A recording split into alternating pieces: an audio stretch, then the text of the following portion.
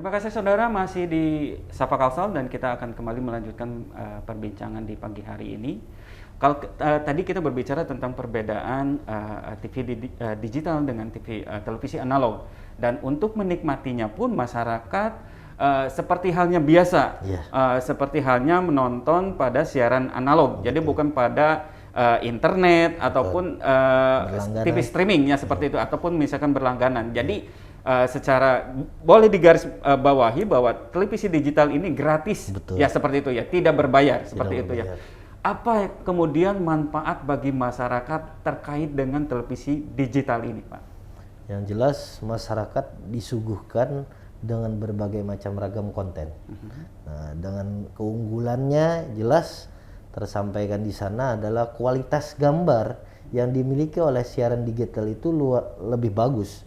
Nah, mungkin kita bahasakan itu nggak ada semut-semutnya lagi lah. Nah, terus terkait suara itu lebih jernih. Itu lebih jernih ketimbang dari siaran analog. Selanjutnya yaitu adalah kecanggihan sistemnya. Jadi dengan adanya sistem siaran digital itu memudahkan bagi kita masyarakat, warga kita ketika mengonsumsi siaran-siaran televisi, konten-konten televisi, kita mengetahui siaran apa yang akan dilaksanakan selanjutnya atau siaran apa yang ditayangkan selanjutnya. Nah, itu sangat bermanfaat sehingga masyarakat kita sudah bisa memilih-milih konten yang bagaimana saja yang untuk layak mereka konsumsi.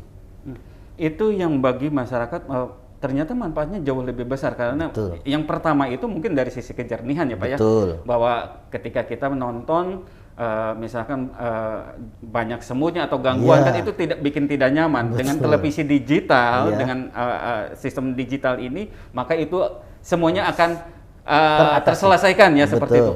Kemudian untuk jangkauan areanya itu seperti apa Pak?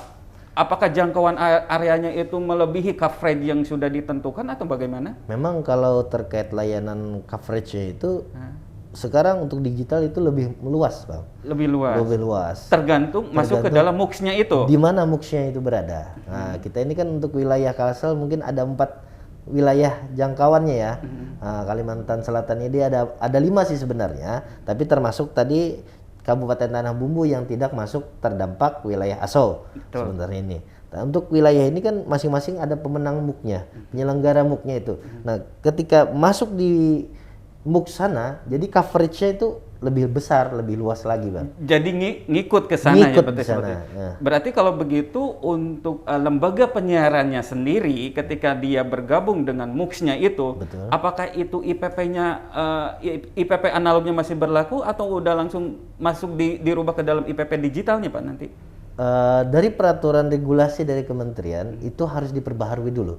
Yang asalnya IPP-nya itu analog, maka harus dirubah dulu IPP-nya menjadi digital. Namun kemudahannya itu dengan adanya contoh berjaringan ya. Contoh berjaringan itu kalau sudah ada IPP-nya di pusat berizin itu keseluruhan, Bang. Keseluruhan berarti sudah IPP digital ya seperti itu. Oke, kembali lagi ke masyarakat. Bagaimana masyarakat bisa menikmati televisi atau layanan digital ini? Dia harus menggunakan apa itu, Pak? Oke, kalau untuk menikmati digital, masyarakat walaupun TV-nya TV tabung, kita ketahui kan mungkin masyarakat masih banyak yang memiliki TV tabung, itu ada namanya support sistemnya itu adalah set-top box. Nah, mungkin kecil, agak hitam, wah macam-macam lah warnanya kan. Nah, itu namanya set-top box untuk support untuk menerima siaran digital. Nah, kan sementara ini TV kita sudah terkonek sama antena. Nah, untuk menyambut sinyal itu, nah tapi kita memerlukan yang namanya set-top box untuk biar support siaran digital tersebut. Oke.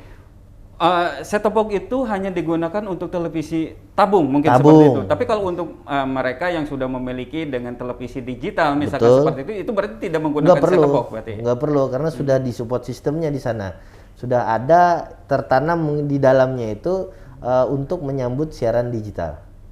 Berarti masyarakat kalau misalkan mau menikmati layanan digital gitu berarti harus memiliki dulu set-top box bagi masyarakat yang belum memiliki televisi digital. Jadi masih memiliki televisi tabung. Berarti untuk kalau demikian semua masyarakat itu akan menerima televisi digital dengan salah satu syarat ketika dia memiliki TV tabung di rumahnya, Iya. berarti dia harus menggunakan alat set-top box Set-top box namanya, itu. seperti itu. Oke. Oke. Terus kalau untuk set-top box sendiri bisa didapatkan di mana ini sekarang? Sementara ini kita bisa mendapatkannya di toko-toko elektronik. Nah, itu pun bisa juga kita temukan di online biasanya. Belinya online. Belinya online. Bisa juga. Oh, berarti sudah banyak tersebar dong kalau begitu. Sudah banyak tersebar, sudah banyak beredar juga. Namun saran kita carilah set-top box yang bersertifikat dari Kementerian Kominfo. Nah, itu yang membedakannya itu gimana itu Pak untuk yang bersertifikat dan tidak bersertifikat itu? Kemarin ketika kita diskusi sama Kementerian Kominfo, mereka sudah ada mengeluarkan sertifikasi kepada penyedia MUK. Artinya yang pelaksana atau industri MUK yang jual set-top box itu di pasaran itu sudah ada. Coba searching aja apa saja yang sudah bersertifikat oleh Kementerian Kominfo. Secara teknikal sistem kerjanya apakah berbeda ketika yang bersertifikat dan yang tidak bersertifikat?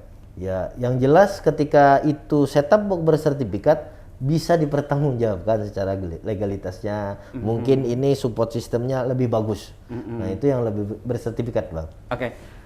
Kemarin kementerian atau menteri Kominfo, Kementerian Komunikasi dan Informasi sudah akan mengalokasikan jumlah set-top box sebanyak 6,3 juta di seluruh Indonesia. Ya.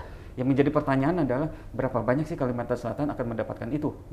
Untuk Kalimantan Selatan kita mendapatkan kuota dari Kementerian Kominfo itu sekitar 76.500 sekian gitu saya rasa. Sekitar 76.000 ya, seperti itu. Dan itu diperuntukkan untuk siapa? Itu untuk rakyat Kalsel yang memang dalam tataran golongan rakyat yang kurang mampu. Warga miskin. Warga miskin. Oke, syaratnya bagaimana untuk mendapatkan hal itu? Itu harus terdaftar dulu. Ya memang kalau secara aturan itu masyarakat yang mendapatkan set-top box itu terdaftar di daftar terpadu masyarakat sejahtera yang dalam tatarannya itu golongan miskin, rakyat miskin ya. Nah, jadi itu pertama harus warga negara Indonesia. Jadi warga negara Indonesia mungkin berdomisili di Kalimantan Selatan. Habis itu minimal di dalam keluarganya itu ada 1 televisi. Nah, jadi harus ada TV-nya juga. Kalau nggak ada TV-nya gimana mau nonton kan? Nah, selanjutnya dan itu harus terdaftar di Kementerian Kominfo keluarga itu. Dan untuk mendaftarkan diri supaya dia mendapatkan set-top box itu harus kemana? Tapi tahan dulu Pak, kita akan kembali saudara setelah jeda iklan berikut ini.